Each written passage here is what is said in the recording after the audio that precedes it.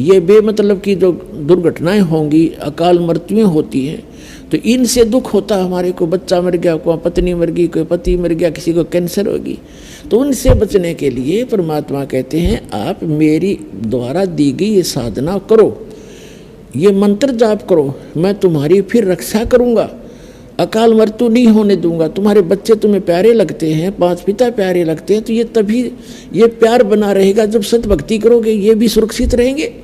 जब तक आप यहाँ रहोगे, आप यहाँ भी ठीक रहोगे, और भगवान बच्चों को भी सद्बुद्धि देगा, आपकी भक्ति बनेगी, आपकी वृद्धावस्था भी अच्छी तरह व्यतीत होगी, क्योंकि सत्संग सुनने वाले और भक्ति करने वाले बच्चे, पुत्र वधू और पुत्र अपने आप विनम्र हो जाते हैं, उनके अंदर दया भाव भर जाती है, और कोई लोभ लालच से वो सेवा नहीं करते, वो एक अपना नैतिक कर्तव्य जानकर फिर सेवाएं करते हैं। तो आपकी वृद्धावस्था भी सुथरी बीतेगी, भगवान की कुछ भक्ति साथ देगी, कुछ बच्चों में परमात्मा उनमें भाव अच्छा भरेगा। तो इस प्रकार परमात्मा कहते हैं जब तक आप यहाँ रहो इस गंदे लोक में, तो हमारी शरण ग्रहण करो, आपको यहाँ भी सुख दूंगा। और जब यहाँ से जाओगे, विमान में बैठकर जाओगे, आपको महसूस ही नहीं होगा कि आपकी मृत्यु हुई। आप शरीर छोड़ोगे पता नहीं चलेगा, क्योंकि ये तो एक ऊपर का खोखा है, ये तो सबसे गंदा बॉडी है जो आपको प्राप्त है, हमें प्राप्त है, और इसमें इसको हम फाइनल मान रहे हैं तो बहुत अच्छा है। ये अच्छा इसलिए है कि इससे हम भक्ति कर सकते हैं, ना युक्ति अच्छा नहीं। और इस भक्ति के लिए ये सबसे अच्छा है, क्योंकि ये मानव शरीर बार बार प्राप्त नहीं होता, इसलिए इसका सदुपयोग करें। अब हम आपको बताना चाहेंगे, ये दास आपको बताएगा कि आप यहाँ फंसे कैसे। सबसे पहले आपको इस भक्ति मार्ग में लगने से पहले, इस ज्ञान को ग्रहण करने से पहले सृष्टि रचना का ज्ञान होना अनिवार्य है। जिसमें आपको सृष्टि रचना का ज्ञान हो जाएगा, फिर आपको सभी सदग्रंथ और यो काल का सारा जाल आसानी से समझ में आओगा।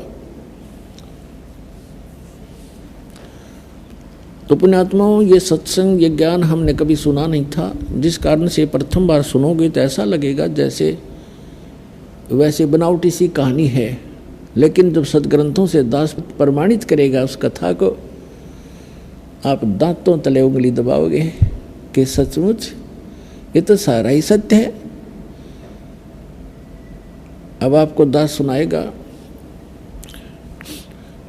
परमेश्वर कबीर जी जो हैं, ये धानक दुल्हा रूप में जो काशी में 120 वर्ष रहे थे, ये पूर्ण परमात्मा हैं, ये सारी सृष्टि के रचनहार हैं और हम सभी आत्माओं के जनक हैं। और परमात्मा जैसे कोई क्रिएटर है तो क्रिएशन के बारे में वो क्रिएटर ही बता सकता है, अपने द्वारा रची हुई सृष्टि को रचने वाला ही बता सकता है। इसलिए अभी तक ये सृष्टि रचना का ज्ञान किसी को नहीं था, ना श्री ब्रह्मा को, ना श्री विष्णु को, ना शिव को।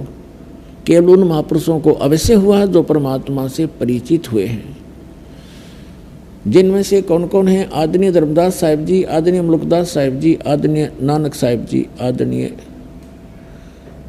दादू साहिब जी, आदरणीय गरीबदास साहिब जी, गांव छुरानी, जिला झज्जर, हरियाणा वाले, और आदरणीय गीसा दास साहिब जी, गांव खेकड़ा, पहले जिला मेरठ साहब, बागपत बन गया बताते हैं, जैसा भी, उत्तर प्रदेश वाले। इन महापुरुषों और आदरणीय स्वामी रामानंद जी, काशी बनारस वाले, इनको परमात्मा सीधे मिले और सचखंड दिखाया, ऊपर का सतलोक जहाँ वो परमात्मा रहते हैं, और उनको फिर वापस छोड़ा, अपने गवाह बना के अपने साक्षी बनाए। उन महापुरुषों को ये ज्ञान था, लेकिन उनकी वाणी में इतना डिटेल नहीं बनाया उन्होंने। क्यों? उनको मालूम था कि भगवान ने जो ज्ञान दे ही रखा है तो बार बार उसको बताने का कोई औचित्य नहीं रह जाता। तो परमेश्वर कबीर जी ने अपने द्वारा रची हुई सृष्टि को कैसे बताया है कि पहले केवल परमात्मा कबीर जी थे अकेले, और वो एक कमल के ऊपर विराजमान थे। उसके बाद उन्होंने नीचे के सभी, सबसे पहले उन्होंने अकय लोक, अनामी लोक की रचना की। उसमें वे अकेले रहते हैं, पूरे सारे के सारे लोक में परमात्मा अकेले ही रहते हैं। उस वहाँ बैठकर परमात्मा ने नीचे के 3 लोकों की और रचना की अपने वचन से। अकय लोक से नीचे अगम लोक है, उससे नीचे अलख लोक है, उससे नीचे फिर सत्य लोक है। ये 4 लोक हैं ऊपर के, ये अविनाशी कहलाते हैं। और ये चारों मिलाकर भी एक ही अविनाशी लोक कहलाता है। जैसे भारतवर्ष के अंदर बहुत से राज्य हैं और सारे राज्य मिलाकर भी भारत कहलाता है, ऐसे। और परमात्मा ने अन्य तीनों लोकों में भी अपना ही अन्य रूप बनाया और प्रत्येक में ऐसा ही गुम्बद और सिंहासन बनाया, उसमें विराजमान है परमात्मा। और सबसे नीचे वाला जो सतलोक है, उसमें भी परमात्मा ऐसे ही एक बहुत बड़े गुम्बद के अंदर और एक सिंहासन पर, तख्त पर विराजमान है। तो वहाँ बैठकर, सतलोक में बैठकर परमात्मा ने पहले सतलोक की रचना की। सतलोक के अंदर पहले एक वचन से 16 द्वीप बनाए और फिर 16 वचनों से 16 पुत्रों की उत्पत्ति की। उनमें से एक अचिंत नाम का भी एक पुत्र है, सहजदास, जोगजीत आदि ये उनके पुत्र हैं। तो उसके बाद परमात्मा ने अचिंत से कहा, उसके बाद परमात्मा ने मानसरोवर वगैरह वहाँ की सब रचना कर दी थी। तब परमात्मा ने ये झटका देने के लिए कि समर्थ का काम समर्थ ही कर सकता है, यदि कोई दूसरा चेष्टा करता है तो वो गलती ही करता होता है।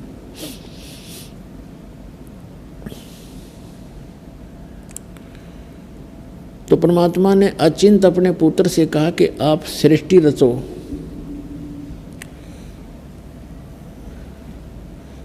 अचिंत ने अपने वचन से अक्षर पुरुष की उत्पत्ति की।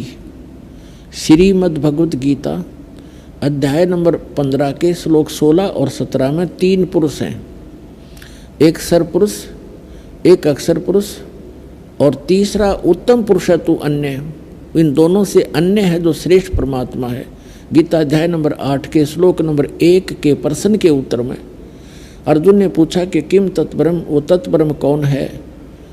गीता ज्ञानदाता ने गीता अध्याय नंबर 8 के श्लोक नंबर 3 में कहा कि वो परम अक्षर ब्रह्म है। तो सरब्रह्म, सरपुरुष कहो, सरब्रह्म कहो, दूसरा अक्षर पुरुष कहो, अक्षर ब्रह्म कहो, उसे परब्रह्म कहो, और तीसरा परम अक्षर ब्रह्म कहो, परम अक्षर पुरुष कहो, या उसको सत्य पुरुष कहो। वो तीसरा परमात्मा परम अक्षर पुरुष है, उसको हम सत्य पुरुष कहते हैं। अचिंत ने अक्षर पुरुष की उत्पत्ति की और उससे कहा कि आप मुझे सृष्टि रचना में सहयोग दें। ये काफ़ी और भी बहुत सा प्रकरण है, लेकिन हमने जितना आवश्यक है उतना ही बताएंगे आपको। तो अक्षर पुरुष वहाँ से उठकर मानसरोवर के अंदर चला गया। वहाँ अपना जो बॉडी है वो श्वास से नहीं चलता और इसलिए वहाँ अमर शरीर है हमारा। तो उस मानसरोवर के अंदर जाकर आनंद से लेट गया, निंद्रा आ गई। काफी समय बीत गया, तब अचिंत ने परमात्मा से, सत्य पुरुष से प्रार्थना की कि भगवान अक्षर पुरुष निंद्रा में है, उठ नहीं रहा है, सृष्टि रची नहीं जा रही। तो परमात्मा ने कहा कि पुत्र, जब आपसे अक्षर पुरुष ही नहीं जगाया जा रहा तो सृष्टि खाक रचोगे तुम। बंद करो अपनी सृष्टि, तुम्हारे बस की बात नहीं है।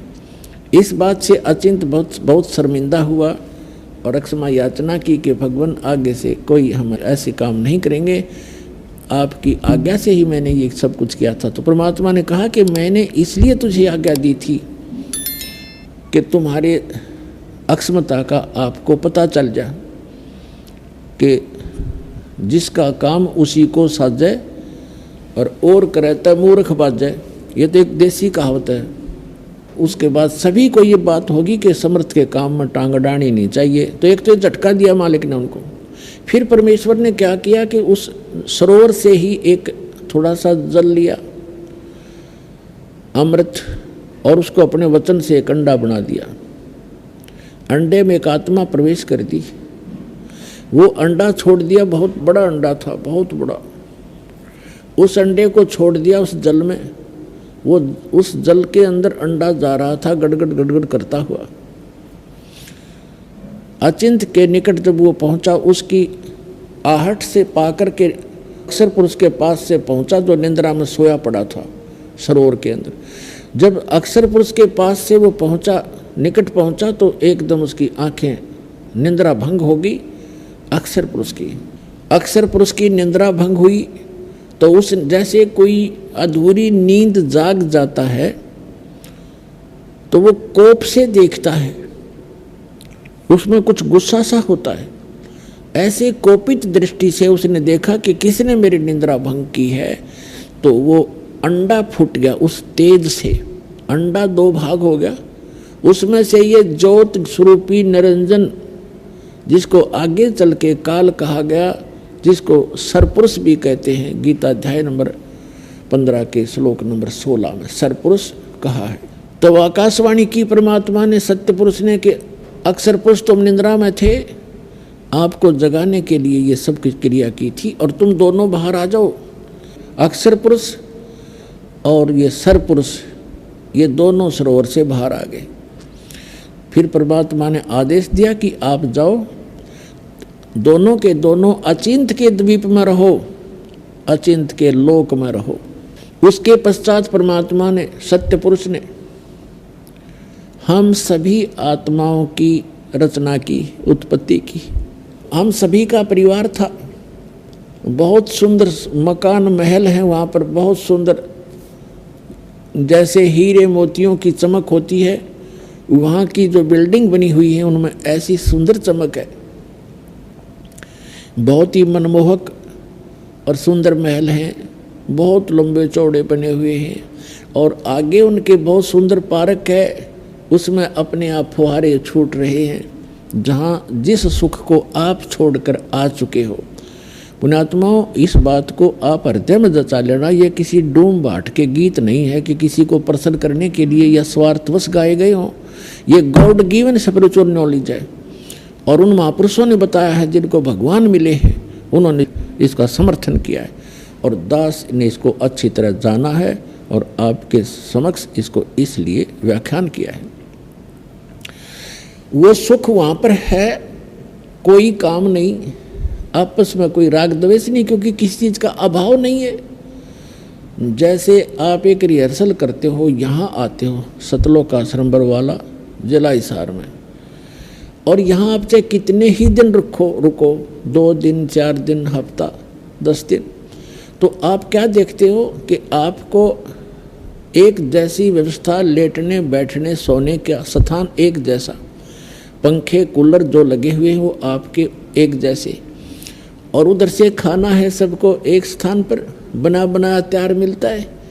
कभी जाओ खाना खाओ, कभी किसी टाइम, और कभी चाय की भरी भराई वो टैंकी तैयार रहती है, कभी टूटी मरोड़ी गिलास भरा पियो गटगट। यहाँ आपको बगैर किए सारी वस्तु मिल रही है, और यहाँ भी कोई राग द्वेष पैदा करता तो मूर्ख आदमी है।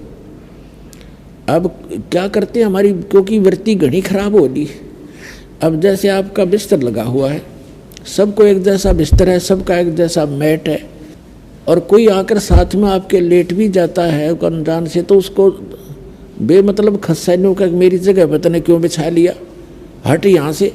तो ये तो मूर्खा की बात है। 2 फुट नून डाल ली इसमें, के कौन सा आश्रम छोटा है यो। तो इस तरह को बकवाद करे तो वो अलग बात है। बाकी यहाँ कोई भी ऐसी वस्तु नहीं है जिसमें आपने राग द्वेष करना पड़े, और सारी चीज़ नहाओ दो, भगवान के गुण गाओ, भूख लगा रोटी खाया हो, जल कर जब चाय पी लो, बता फिर और क्या चाहिए। तो ये तो यहाँ के लोक में सुविधा है, क्योंकि यहाँ लोक भी अच्छा नहीं तो यहाँ की सुविधाएं भी इतनी अच्छी नहीं है। तो उस सतलोक के अंदर आपके मनोमाई वो विमान है। जब भी आपकी इच्छा हो आपके पार्क के अंदर विमान खड़ा पाओगा। उस विमान को यहाँ के विमान की तरह उठने की खातिर फर फर नहीं करना पड़ता, वो तो भगवान की शक्ति से चलते हैं। ऐसे उठकर चल पड़ते हैं, जहाँ चाहे वहाँ रोक लो, बीच में रोक लो, जहाँ चाहे पानी के ऊपर उतार लो उसको, ऐसे खड़े हो जाएंगे। तो कहने का भाव ये है, उन सुखों को हम छोड़ आए, उनको हम यहाँ ढूंढ रहे हैं। यहाँ तो 21 ब्रह्मांड में नहीं पा सकते आपको। और हमारे अंदर एक दोष और है कि जब हम सुखी हो जाते हैं तो भगवान को भूलते हैं और यहाँ मार खाते हैं। इसलिए परमात्मा आपको याद दिलाते हैं, यहाँ जो आप फंसे हुए उनको, कि सुख में भगवान को भूला नहीं करते, बहुत बड़ी मार खा जाते हो। तो वहाँ सुख में हम भगवान भूले। वहाँ क्या हुआ कि कुछ दिनों के बाद, वहाँ कुछ वर्षों के बाद, कुछ वैसे यहाँ के युग, वहाँ कोई समय सीमा नहीं है, तो हम यहाँ हैं इसलिए कुछ उसके हिसाब से बता रहे। कुछ युगों के बाद क्या हुआ कि इस सरपुरुष के मन में खरपतवार पैदा हुआ, और जो आपके यहाँ भी विद्यमान है हमारे अंदर सब में, उसके मन में ये आया कि हम 3 जने एक द्वीप में रह रहे हैं और बाकी जितने भी सभी, आप भी अलग अलग द्वीप थे आपके, अलग अलग स्थान थे आपके बहुत बड़े बड़े, तो और सभी अकेले रह रहे हैं, यानी अपने परिवार के साथ रह रहे हैं, तो भी वो इंडिविजुअल रह रहे हैं। तो इसके मन में ये दोष आ गया कि हम 3 एक द्वीप में एक स्थान पर और बाकी सब इंडिविजुअल हैं। तो उसने, सरपुरुष ने अलग से स्थान प्राप्त करने के लिए तपस्या शुरू कर दी। जब यहाँ के 70 युग तक उसने तप कर लिया, तब परमात्मा ने पूछा सत्य पुरुष ने कि सरपुरुष आप क्या मांगते हो, क्यों तपस्या कर रहे हो। तो उसने कहा कि भगवान आप तो अंतर्यामी हैं, आपको सब मालूम है, फिर भी मैं अपनी अर्ज लगाता हूँ। ये स्थान मेरे लिए कम है, हम 3 एक स्थान पर रह रहे हैं, अचिंत, अक्षर पुरुष और सरपुरुष। हम तीनों एक स्थान पर रह रहे हैं, अन्य भाइयों के पास, सब बहनों के पास अलग से स्थान है, मैं अपना अलग स्थान चाहता हूँ। तो परमात्मा ने, सतपुरुष ने कहा कि आपको मैं 21 ब्रह्मांड देता हूँ आपके तप के बदले में, आपको 21 ब्रह्मांड देता हूँ। जैसे कोई धनी पिता अपने पुत्र को 21 प्लाट दे दे, उनमें कंस्ट्रक्शन नहीं होती प्लाटों में, प्लाट्स में, तो उसने जाकर के परमात्मा ने उसको एकांत स्थान पर सतलोक के बाह्य क्षेत्र में 21 प्लाट दे दिए, 21 ब्रह्मांड दे दिए। अब ये सरपुरुष वहाँ घूम रहा है, कभी उस प्लाट को देख रहा है, कभी उस प्लाट को देख रहा है, कभी उसको देख रहा है, खाली पड़े। फिर उसके मन में आई कि इनमें कंस्ट्रक्शन हो, रचना हो, तब बात बने। इसने फिर तपस्या शुरू की, क्योंकि सारा कुछ वो कुल मालिक है जिसके आगे सभी भिखारी हैं। तो इस ज्योत स्वरूपी निरंजन अर्थात सरपुरुष ने, काल ने फिर से तपस्या की और 70 युग जब तप कर लिया, जब परमात्मा ने पूछा भी क्या मांग रहा है तू, अब इसने कहा कि भगवान मुझे कुछ सृष्टि रचना की सामग्री दे दो, कुछ मटेरियल दो जिससे मैं सृष्टि रचना, कोई रचना करूं अपने प्लाटों में।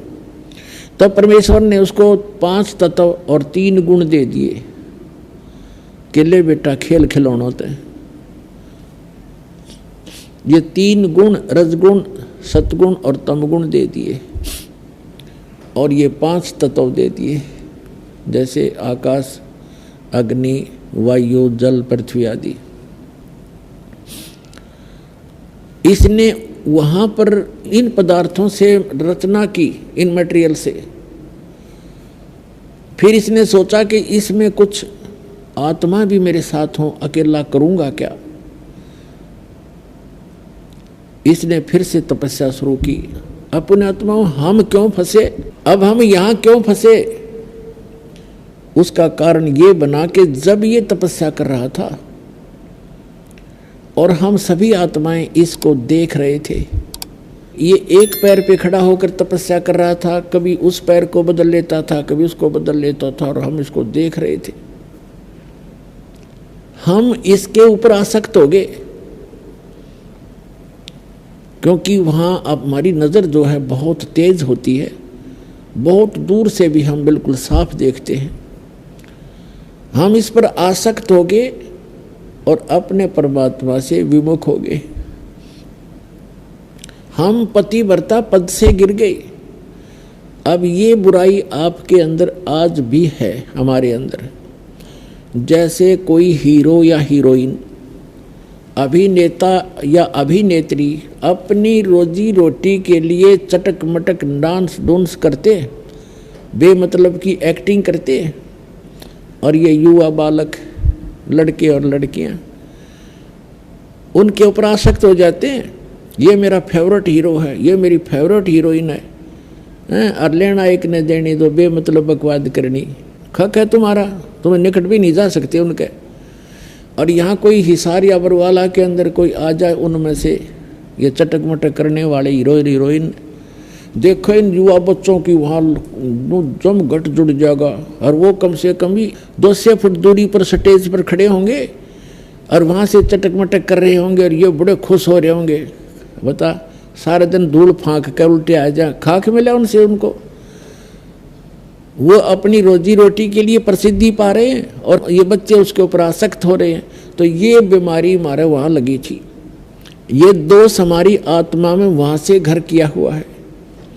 और जैसे कितने ही अच्छे भाई बहन हैं, कितने उनमें प्यार है, और कुछ दिनों के बाद विवाह होगा, विवाह होते ही अलग होना कंपलसरी है उन्हें। मरोड़ी कुछ भी लग गया उनके मन में, अलग जरूर होंगे, रह ही नहीं सकते। तो ये भी वहाँ से लगी थी। न सोचेंगे अलग होकर मैं यूँ बनाऊँगा, अपने बच्चा न बढ़िया खुआऊँगा और बढ़िया कोठी बनाऊँगा, न्यारा रहूँगा। वो तो होना जाना वही है जो आपको मिला, लेकिन यह दुर्बुद्धि हमारे अंदर घर कर चुकी है, ये अपना प्रभाव दिखाती ही रहेगी। यहाँ इसका कोई विकल्प नहीं है। इसका विकल्प यही है कि आप जो दास बता रहा है, ज्ञान भगवान ने बताया है, इस अनुसार साधना करके आप यहाँ से पीछा छुटवा के उस लोक में चले जाओगे जहाँ कोई दुख नहीं, वहाँ कोई परेशानी नहीं है, वहाँ मृत्यु नहीं, बुढ़ापा नहीं, कोई रोग नहीं, ऐसा सुंदर शरीर मिलेगा। इस शरीर के अंदर एक सूक्ष्म शरीर है, और उस सूक्ष्म शरीर के ऊपर एक और अंदर और शरीर है, 3-4 शरीर है। उसके बाद आत्मा का ओरिजिनल शरीर है, बॉडी है। उस बॉडी के ऊपर वहाँ जा करके और एक शरीर मंढा जाएगा जैसा ये है, और वो शरीर अमर होगा। उसमें नाड़ी तंत्र नहीं है, और उसमें राग द्वेष नहीं है, उसमें बीपी हाई लो शुगर या कोई उसमें डिसीज नहीं होता। इतना सुंदर शरीर मिलेगा, और पहले हमें वही प्राप्त था, हम आके इसमें फंस गए हैं। अब इस ज्योत स्वरूपी निरंजन ने अपने साथ कुछ आत्माओं को लेने के लिए फिर तपस्या शुरू की। जब इसने तीसरी बार जो तपस्या शुरू करी, तब परमात्मा ने पूछा कि ज्योत निरंजन अब क्या मांग रहा है? जो मांगा तुझे दे दिया। और उस दौरान जब हम इस ज्योत निरंजन पर आसक्त थे, इसकी ये तपस्या कर रहा था और हम देखे थे। और आज भी ये देख लो आप, किसी गांव के गोरे बनी में और कोई बाबा तपन लग जा, सारा गांव देखने जाएगा उसने, सारा गांव देख का होगा बाबा तपे, 10 दिन हो गए, 20 दिन हो गए, 1 महीना हो गया, बैठे नहीं हो तो खड़ा रहे, झूल पर झूल रहा है, बस सारे देखने जाएंगे। बता कोई बात हुई?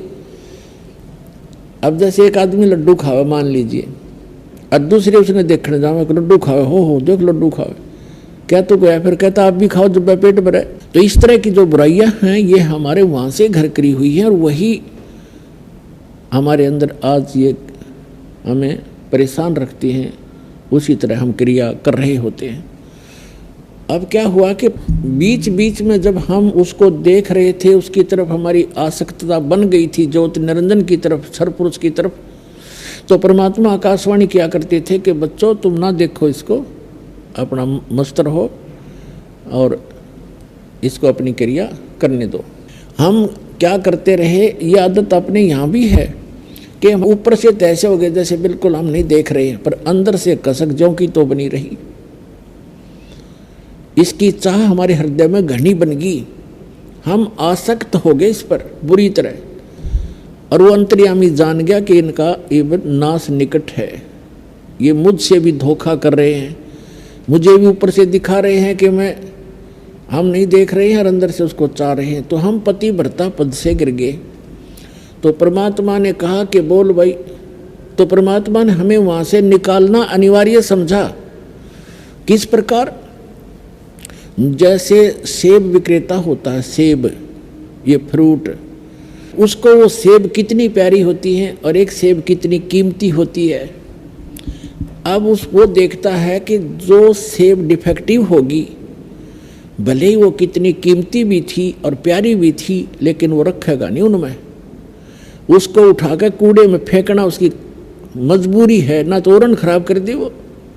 तो इस प्रकार हम वो डिफेक्टिव सेब हो गए उस भगवान के। उनकी आत्मा बड़ी दुख पावे है जब सेब विक्रेता की एक सेब खराब हो जाए, उसको पता कितना लॉस हो गया, लेकिन मजबूरी है उसको वहाँ से फेंकना एक कूड़े में। तो पुण्यात्माओं, परमात्मा ने हमें वहाँ से उठाकर इस कूड़े में डालना अनिवार्य समझाना, औरों को खराब कर देते। तब परमात्मा को मालूम था, तब परमेश्वर ने कहा कि ज्योत स्वरूपी निरंजन तीसरी बार किस लिए तप कर रहा है? तब उसने कहा कि भगवान मुझे कुछ आत्माएं दे दो। तब परमात्मा ने कहा भी मैं ये आत्मा नहीं दे सकता, क्योंकि ये मेरे अंश हैं, मेरे शरीर से निकले हैं, वचन से उत्पन्न हुए हैं। अपने आत्मा जिस माँ से किसी बच्चे ने जन्म लिया हो, उसकी ममता उसको पता होता है। एक माई का ऐसा लड़का हुआ कति अपंग सा, और उसमें भी उसकी इतनी गजब की ममता होती है, बेशक वो कैसा ही है लेकिन उसकी आत्मा उसमें फंसी हुई होती है। इसी प्रकार वो परमात्मा कहते हैं कि ये सभी आत्माएं मेरे से उत्पन्न हुई, मेरे शरीर से निकली है। वचन से हो जन्म हो, वो भी उतने प्यारे लगते हैं जिसके वचन से उत्पन्न होते हैं, उसको उतने ही प्रिय होते हैं। तो परमात्मा ने कहा भी मैं ऐसे नहीं दे सकता, ये मेरी आत्मा है, तो इनको दुखी करेगा, तो इनको परेशान करेगा वहाँ पर। तो इसने कहा कि नहीं, मैं सत्य का राज करूँगा, जैसा जो कर्म करेगा उसको वैसा ही फल दूंगा। परमात्मा ने पहले तो इससे हाँ भरवाई, फिर कहा भी देख ले, पर एक बात है, उनसे पूछ ले, जो सब इच्छा से जाना चाहता हो तो चले जाएगा, मैं आज्ञा नहीं दूंगा उनको जाने की, जब तक वो स्वयं डिमांड नहीं करेंगे। तो ज्योति निरंजन ये सरपुरुष आपके पास, हमारे पास आया। जब हमारे पास आया तो जैसे कोई हीरो आ जाता है तो चारों तरफ बच्चे कैसे इकट्ठे हो जाते हैं, ऐसे हम चारों तरफ उसको झूम गए। उसने कहा कि मैंने पिताजी से तपस्या करके अलग से द्वीप, अलग से ब्रह्मांड प्राप्त किया है, स्थान प्राप्त किया है, क्या मेरे साथ चलोगे तुम? हम तो पहले तैयार थे। तो हमने सब ने कह दिया कि चल पड़ेंगे, यदि पिताजी आज्ञा दे देंगे तो हम चलेंगे, हम तैयार हैं। तब परमेश्वर के पास जाकर के ज्योति निरंजन ने कहा कि जी कुछ आत्माएं मेरे साथ जाने को तैयार हैं, पर आपकी आज्ञा चाहते हैं। परमेश्वर ने कहा, सत्यपुरुष ने, कबीर जी ने, कि चल मेरे साथ, मेरे सामने जो हाँ भरेगा तेरे साथ जाने की तो मैं अलाउड करूँगा। तो जो ही परमात्मा और वो ये सरपुरुष आए हमारे पास, तो परमात्मा ने कहा कि बोल भाई कौन आत्मा इनके साथ जाना चाहता है, अपना हाथ खड़ा करो। अब हम आगे थे चारों तरफ से, परमात्मा के आदेश से वहाँ बैठ गया। सेकंड में वहाँ सारा काम होता है, बैठ गए न पूरे क्षेत्र में। तो परमात्मा ने कहा कि जो इनके साथ जाना चाहते हैं, सरपुरुष के साथ इसके ब्रह्मांडों में रहना चाहते हैं, हाथ खड़ा करो। अब परमात्मा पहली आकाशवाणी करके हमें समझाया करते थे कि इस पर आसक्त ना हो तो मार खा जाओगे। अब उस दिन वो बात उनका याद आई और पिताजी के सामने अब कैसे कहें हम जाना चाहते हैं, सन्नाटा छा गया, कोई नहीं बोला। तब परमेश्वर ने कहा कि सरपुरुष आप तो कह रहे थे कुछ जाना चाहते हैं तो बोलते ही नहीं, झूठ बोल रहा तू।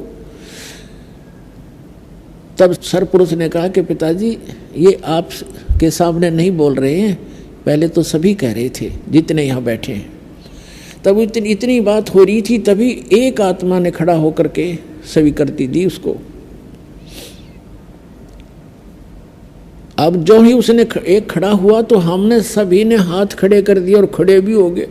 हमने सोचा कहीं ये अकेला ही सारा काम लूट ले और हम रह जा पीछे। देखा देखी सारे खड़े हो गए, जितने यहाँ फंसे हुए हैं, चींटी बने हैं, हाथी बने हैं, कुत्ते बने हैं, गधे बने हैं, सुअर बने। पर हर में तो हम वहाँ से आए, हम वहाँ सभी मानव शरीर थे हमारे। तो परमात्मा ने कहा ठीक है ज्योति निरंजन यानी सरपुरुष तू जा अपने लोक में, 21 ब्रह्मांडों में जा। जिस जिसने तेरे साथ जाने की स्वीकृति दी है उनका मुझे सब मालूम है, मेरे पास उनके सब कोड वर्ड नंबर उपलब्ध हैं। इन सबको मैं भेजूंगा, पर न्यू का न्यू लापड़दा नहीं भेज सकता। इनको मैं अलग से व्यवस्था करूंगा, बीज रूप में बनाऊंगा पुनः। और अब तू जा, वो भेज दिया। जिस आत्मा ने सबसे पहले स्वीकृति दी थी उसको एक सुंदर लड़की बना दिया अपने वचन से, और उस लड़की के अंदर वो सभी आत्माएं सूक्ष्म रूप में डाल दी। अपने आत्माओं जैसे एक वट वृक्ष देखा होगा, बड़का वृक्ष। बड़का वृक्ष इतना बड़ा होता है बहुत गुना, और उसका बीज होता है राई जितना, राई से छोटा होता है बड़का बीज। अब परमात्मा ने उन सबको बीज रूप बना दिया। परमात्मा की वचन में सारी शक्ति है, वो कुछ भी कर सकता है। तो जितने भी वहाँ थे सब बीज रूप में बना दिए, और उस बीज को अपने वचन से उस लड़की जो बनाई थी प्रथम जिसने स्वीकृति दी थी उसके शरीर में प्रवेश कर दिया, सारे के सारे बीज रूप में। और उस लड़की से कहा कि बेटी अब तेरे को वहाँ भेज रहे हैं ज्योति निरंजन के पास, सरपुरुष के पास, और उसके साथ मिलकर तू ये सृष्टि रच देना। तेरे को वचन शक्ति दे दी है मैंने। वचन से जितने भी तू जीव कहेगी, चाहे पशु बनाना, चाहे पक्षी बनाना, और चाहे तो देव बनाना, मनुष्य बनाना, जैसा सोचेगी वैसे ही बन जाएंगे। अपने पुत्र सहज दास से कहा कि सहज दास अपनी बहन को ज्योति निरंजन के पास छोड़ आओ। अब उस सरपुरुष के पास, और उसको बता देना कि ऐसे ऐसे मैंने इसके अंदर सभी वो आत्माएं जो तेरे साथ आना चाहती थी बीज रूप में डाल दी हैं, और ये बहन जितने भी तू कहेगा उतने ही नर और मादा उत्पन्न कर देगी। इसमें ऐसी शक्ति भी मैंने भर दी है, वचन में शक्ति दे दी है। सहजदास ने जाकर के ज्योति निरंजन से सारी वार्ता सुना दी और लड़की को वहाँ छोड़ कर वापस आ गया। अब वहाँ दोनों अकेले रह गए, सरपुरुष और ये लड़की जिसको अब दुर्गा कहते हैं, जो अष्टंगी कहलाती है। अब ये दोनों रहे। तो लड़की युवा होने के कारण उसका रंग रूप निखरा हुआ था। तो पुण्यात्माओं, ये बलात्कार की जो बुराई हमारे अंदर घर की है सभी प्राणियों में, ये वहीं से रोग लगा था। अब जिस राजा यानी जिस भगवान के, जिस स्वामी के राज में हम रह रहे हैं, उस जैसा भाव सबका बन ही जाता है, यथा राजा तथा प्रजा। तो ज्योति निरंजन ने वहाँ उस लड़की के साथ बलात्कार करने की चेष्टा की। लड़की अपना हर सामर्थ्य तक अपनी इज्जत की रक्षा के लिए वो सब कुछ करती है। तो उस दुर्गा ने कहा कि ज्योति निरंजन बात सुन, देख तो पहले अंडे से उत्पन्न हुआ पिता के वचन तय, बाद में हमारी उत्पत्ति हुई, हम आपके छोटे भाई बहन हैं। अब मैं पिता के वचन से उत्पन्न हुई हूँ लड़की, आप पिता के वचन से हुए हो लड़के, तो मैं आपकी बहन हूँ, और बहन के साथ ये दुष्कर्म तुझे पापग्रस्त कर देगा, तू जुल्म ना करे। और मेरे पास पिता की दी हुई वो वचन शक्ति है, जितने प्राणी तू कहेगा मैं उत्पन्न कर दूंगी। पर ज्योति निरंजन जो है वो कामवश इतना अंधा हो गया था, वासनावश, कि उसने एक नहीं सुनी और लड़की के साथ अत्यधिक निकट आकर दुर्व्यवहार करने की चेष्टा की। अभद्र तरीके से मुंह खोला तो लड़की ने कोई और चारा ना दिखा, सूक्ष्म रूप बनाया और उसके अंदर प्रवेश कर गई। मुख के माध्यम से पेट में चलेगी और कहीं अपनी इज्जत की रक्षा उसको लगी नहीं, सुरक्षा का स्थान नहीं मिला। और वहाँ पेट से पुकार किया परमात्मा से कि हे पिताजी मेरी रक्षा करो, हे पिताजी मेरी रक्षा करो। परमात्मा को पता था कि इनको किसे लड्डू देगा, यूं जाके पता था पहले। तब परमात्मा अपने पुत्र जोगजीत का रूप बना के, जो प्रथम सबसे पहले 16 उत्पन्न किए थे उनमें से सहजदास, जोगजीत, अचिंत, तो जोगजीत का रूप बना के उस सरपुरुष के 21 ब्रह्मांड में प्रकट हो गए और कहा कि ज्योति निरंजन तने जुल्म कर दिया। ऐसे सच्चे लोक में जो ऐसा जुल्म करता है उसको बहुत भयंकर दंड मिलता है। सुन ले आदेश परम पिता का, आज से तेरा नाम काल होगा। 1 लाख मानव शरीरधारी प्राणियों का तो नित आहार किया करेगा। तूने इस लड़की को अपने निगल लिया, इसके साथ दुर्व्यवहार किया है। लड़की को उसके पेट से निकाल दिया, उसके पेट को चीर कर, और कहा कि तुम दोनों अब निकल जाओ 21 ब्रह्मांड को लेकर इस सच्चे लोक तय सतलोक से। अब वहाँ ज्योति निरंजन ने बहुत प्रार्थना की, विनय की, गिड़गिड़ाया कि भाई मुझे माफ़ करवा दो पिताजी से। खुद मालिक खड़े थे और खड़े थे वो अपने पुत्र जोगजीत के रूप में। परमात्मा ने कहा कि निकल जा, बस अब तेरे लिए कोई स्थान नहीं है इस सच्चे लोक में। इतना कहकर जोगजीत रूप में परमात्मा अदृश्य हो गए और ज्योति निरंजन के 21 ब्रह्मांड विमान की तरह चल पड़े। वहां से दुर्गा और वो दोनों ही रह गए। अब वहां से 16 शंख कोश की दूरी पर सतलोक के अंतिम छोर से, और ये 16 शंख कोश नील पद्म शंख इतनी दूरी पर आकर के 21 ब्रह्मांड ये चक्कर लगाने लग गए। अब ज्योति निरंजन के मन में और ज्यादा क्रोध पैदा हो गया और उसने ठान ली कि जितने भी आत्माएं जन्म होंगे वो भगवान की आत्मा तो उसी की है, उनको सताऊंगा और उस सतपुरुष को यानी पिता को दुखी करूंगा, उनकी आत्माओं को खूब सताऊंगा। अब उसके बाद उसने दुर्गा के साथ फिर से वही अपनी इच्छा पूर्ति करने की चेष्टा की। लड़की ने फिर से विनय किया कि ज्योति निरंजन मेरे पास वचन शक्ति है, आपको सृष्टि चाहिए, मैं सृष्टि रच दूंगी, आप ये जुल्म ना करो। देखो पहले तो आप मेरे बड़े भाई और मैं आपकी छोटी बहन, दूसरे में आपके पेट से बाहर आई हूँ, आपकी बेटी होगी। यानी उसने हर कोशिश की किसी तरह इसकी बुद्धि ठिकाने आ जा। दुर्गा ने खूब चेष्टा की पर वो नहीं माना। तो उसने देख लिया कि अब कोई चारा भी नहीं है, मैंने अपने पैर पे आप कुहाड़ा मारा, जिस कारण से उसने समर्पण करना पड़ा और जिस कारण से दुर्गा और इस काल के संयोग से सबसे पहले 3 पुत्रों की उत्पत्ति हुई। बड़े का नाम ब्रह्मा रखा, वो रजोगुण युक्त कर दिया, क्योंकि इस काल ने 21वें ब्रह्मांड में एक स्थान बना रखा है अलग से, और प्रत्येक ब्रह्मांड में भी ऐसे ही इसने रचना कर रखी है। जिस भी ब्रह्मांड में ये रचना शुरू करता है उसके ऊपरले क्षेत्र में 3 स्थान बना रखे हैं इसने। एक रजोगुण प्रधान क्षेत्र, एक सतोगुण प्रधान क्षेत्र, एक तमोगुण प्रधान क्षेत्र।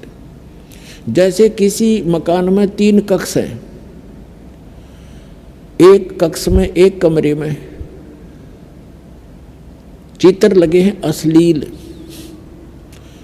तो वो तो समझो रजोगुण प्रधान कमरा है, और दूसरे में लगे हैं साधु संत फकीरों के, तो वो सतोगुण प्रधान कमरा समझ लो स्थान।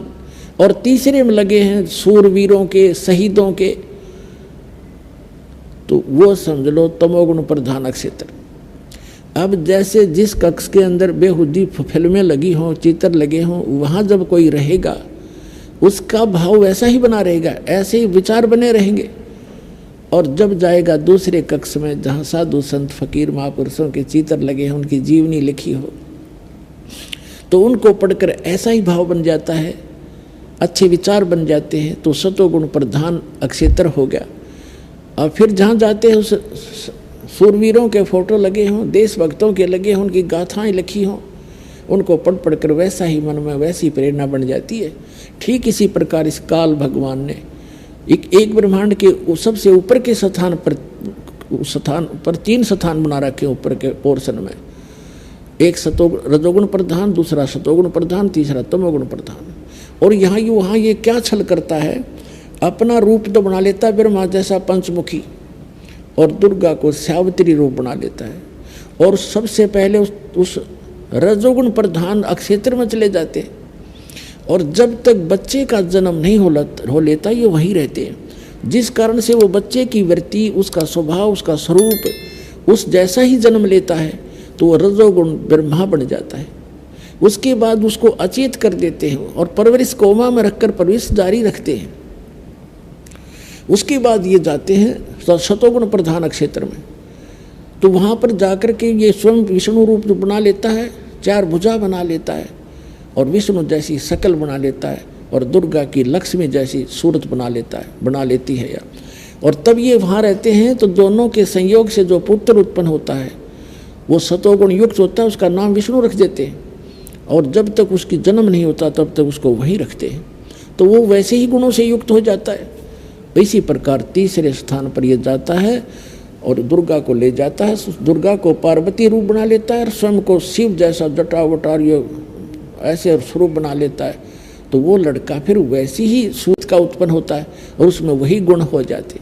इस प्रकार ये रजगुण ब्रह्मा, सतगुण विष्णु, तमगुण शिव जी की उत्पत्ति करके फिर जब ये युवा हो जाते हैं, इनको शेषनाग पर विष्णु को, और फिर उससे निकाल के एक कमल, एक जादूगर भी कर सकता है ये काम, उसकी नाभि से कमल निकाल दिया और उसमें उसके ऊपर ब्रह्मा को सचेत कर दिया, उधर शिव को वहाँ से ला करके सचेत कर दिया वहाँ कैलाश पर्वत पर, उन तीनों को इकट्ठा कर दिया। श्री देवी भागवत के 3 स्कंद में आपको अभी दिखाएंगे, उसके अंदर पूरा विवरण लिखा हुआ है। इन तीनों को इकट्ठा किया, विमान में बैठाया दुर्गा ने, विष्णु जी बेहोश पड़े थे, उसमें से एक देवी निकली, फिर वो सचेत हुआ, फिर आगे विमान में बैठा कर ले गए।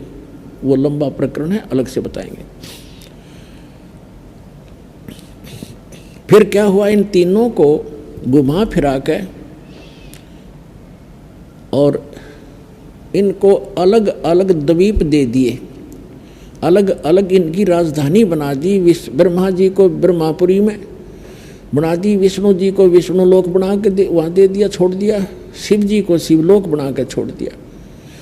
काल ने अपनी पत्नी से कहा कि आज से मैं प्रतिज्ञा करता हूँ, मैं कभी किसी के सामने अपने वास्तविक रूप में नहीं आऊँगा और मेरा भेद नहीं बताओगी किसी को। यदि तूने मेरा भेद बता दिया तो मेरे से बुरा नहीं होगा। अब ये दुर्गा फंस गई, इसके अनुसार चलना इसकी व्यवस्था होगी, और इसके कहने से 100 झूठ बोलती है, सब छल करती है, अपने पुत्रों को भी वास्तविकता नहीं बताती है। अपनात्मा, अब आपके मन में ये आएगा कि पिताजी तो जानी जान थे, उन्होंने तो हमें नहीं आने देना चाहिए था यहाँ पर। पुण्यात्माओं, हम इतनी प्रबल इच्छा होगी हमारी, डटे नहीं डटे।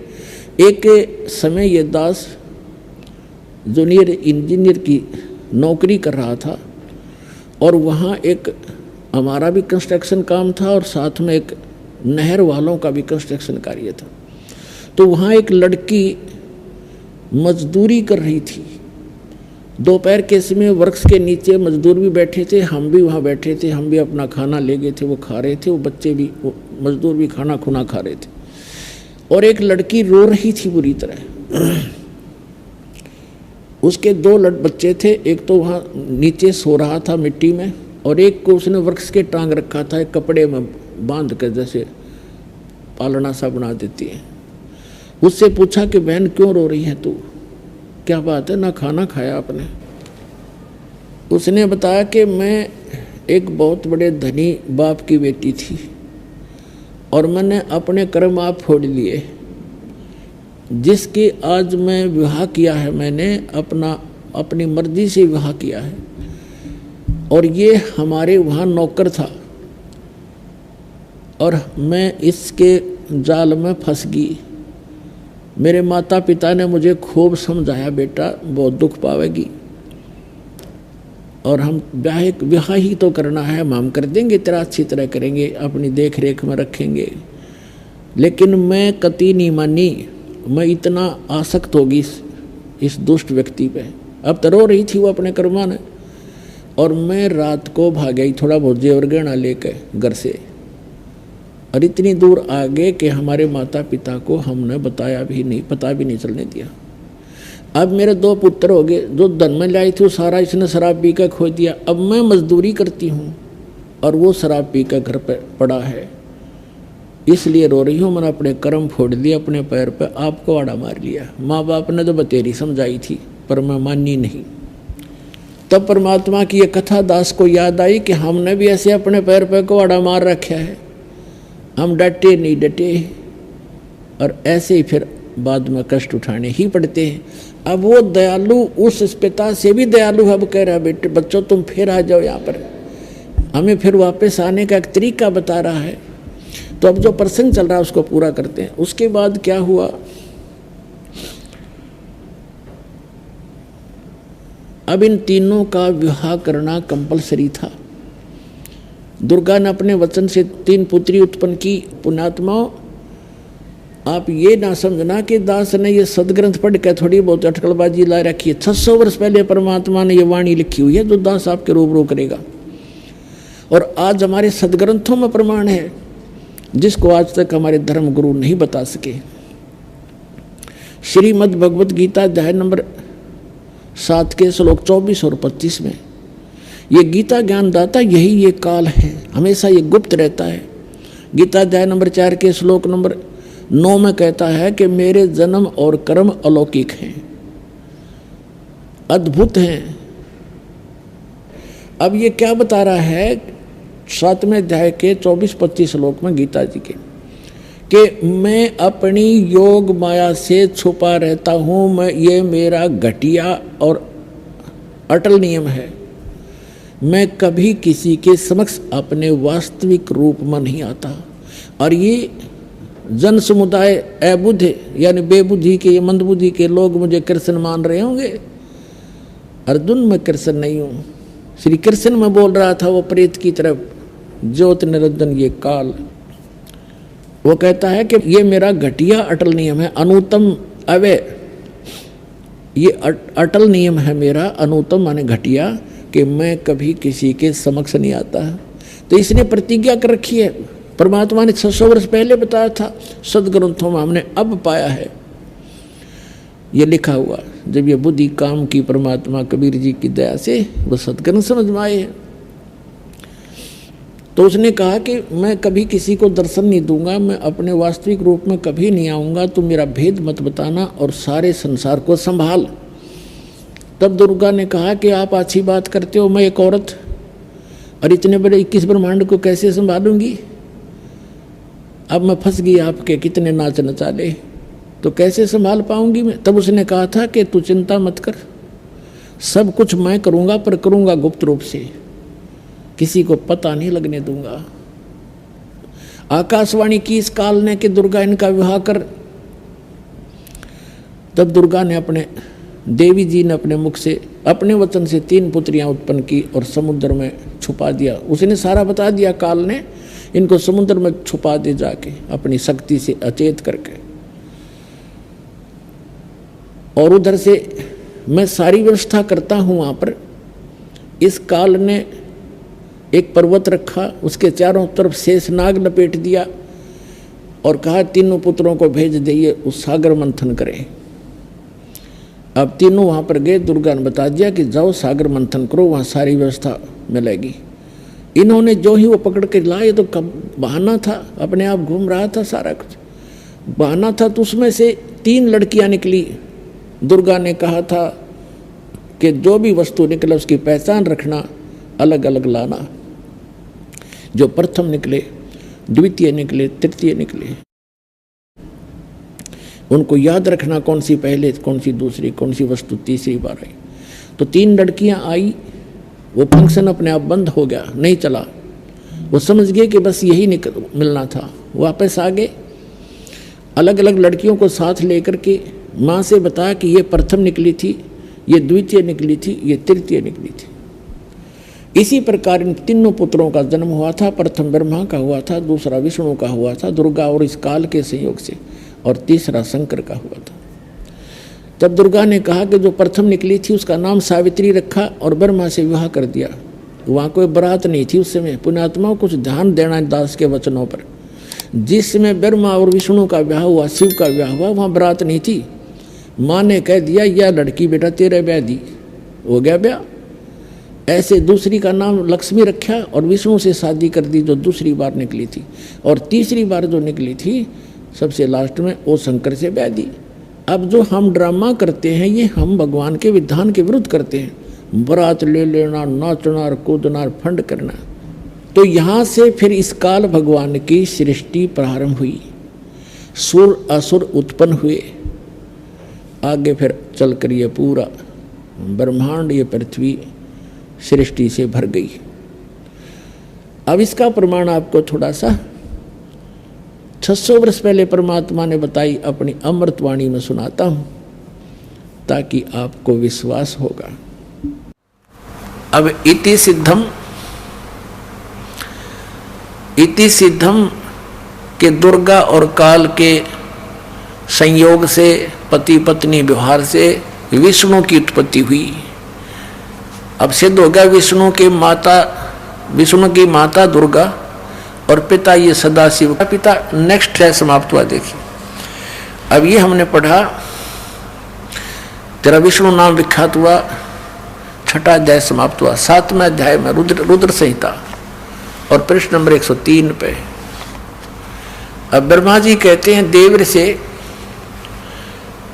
तत्पश्चात। अब हम इसके ज्ञान बोध में आते हैं। ज्ञान बोध, ये है ज्ञान बोध। ज्ञान बोध नामक अध्याय है और बोध सागर एक खंड है। इसके 21 पृष्ठ पे हम आपको सुनाते हैं। परमात्मा ने कहा, धर्मदास ये जग बोरा ना, कोई न जाने पद निर्वाणा।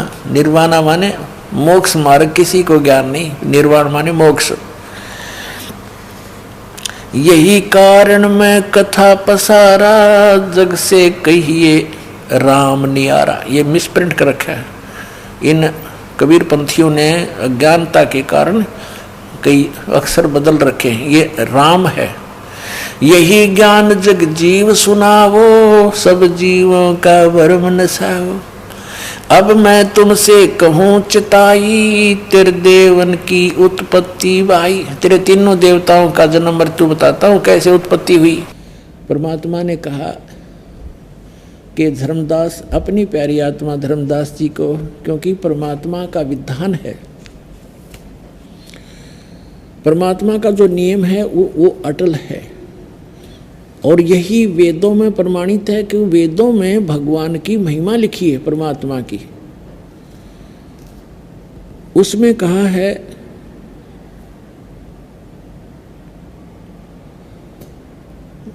ऋग्वेद मंडल नंबर 9 सूक्त नंबर 86 के मंत्र 26 और 27 में, ऋग्वेद मंडल नंबर 9 सूक्त 82 के मंत्र 1, 2, 3 में, ऋग्वेद मंडल नंबर 9 सूक्त 94 के मंत्र 1 में, ऋग्वेद मंडल नंबर 9 सूक्त 95 के मंत्र 2 में, ऋग्वेद मंडल नंबर 9 सूक्त 54 के मंत्र 3 में, ऋग्वेद मंडल नंबर 9 सूक्त 20 मंत्र 1 में, ऋग्वेद मंडल नंबर 9 सूक्त 1 मंत्र 8 और 9 में। ऋग्वेद मंडल नंबर 9 सूक्त 96 के मंत्र 16 से लेकर 20 तक और भी अनेक स्थानों पर ये प्रमाण है कि वो परमात्मा ऊपर के लोक में रहता है। ऊपर चौथे लोक में भी भगवान रहता है, जहाँ से बैठकर सबकी रचना करता है, और वहाँ से फिर नीचे के लोक सतलोक में भी रहता है, तीसरे मुक्ति धाम में।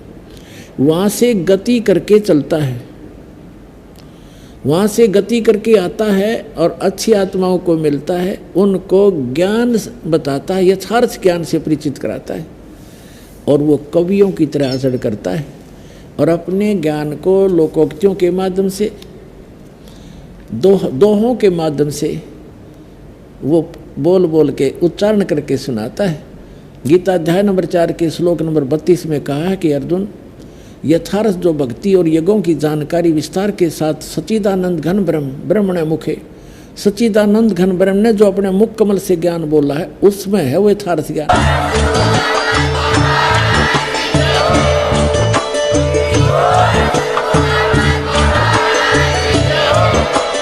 आप सुन रहे थे जगत गुरु तत्वदर्शी संत रामपाल जी महाराज जी के मंगल प्रवचन। अधिक जानकारी के लिए विजिट कीजिए हमारी वेबसाइट www.jagatgururampalji.org। संत रामपाल जी महाराज जी के शुभ आशीर्वाद से पूरे विश्व भर में 500 से भी ज्यादा नाम दीक्षा केंद्र हैं, जिन पर संत रामपाल जी महाराज जी द्वारा ऑनलाइन निशुल्क नाम दीक्षा दी जा रही है। अपने नजदीकी नाम दीक्षा केंद्र का पता करने के लिए संपर्क करें 8222880541।